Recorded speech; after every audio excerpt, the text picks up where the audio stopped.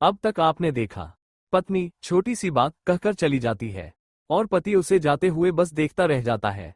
फिर एक दिन पति नौकरी के इंटरव्यू पर जाने से पहले अपने दोस्त से कहता है, पता नहीं यार मैं पास हो जाऊंगा या नहीं।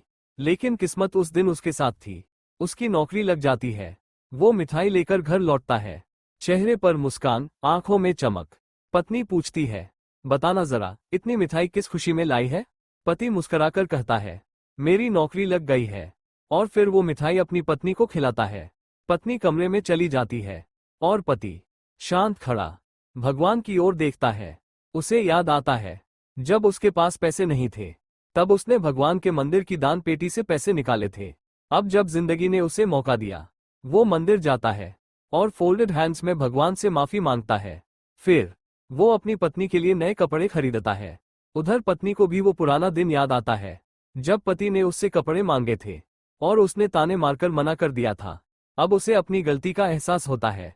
वो भी पति के लिए नए कपड़े लेकर आती है, बोलती है, ये तुम्हारे लिए है। दिन बीतते हैं। अब एक दिन पत्नी की नौकरी चली जाती है।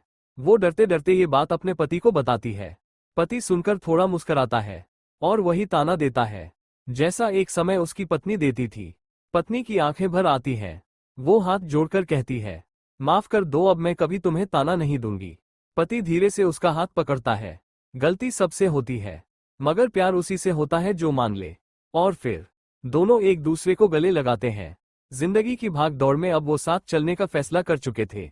अगर आप अपनी माँ से प्यार करते हैं तो चैनल को सब्सक्राइब करें। मैन बॉय बॉय, और अगर अपने पापा से भी करते हैं तो कमेंट में पापा जरूर लिखें।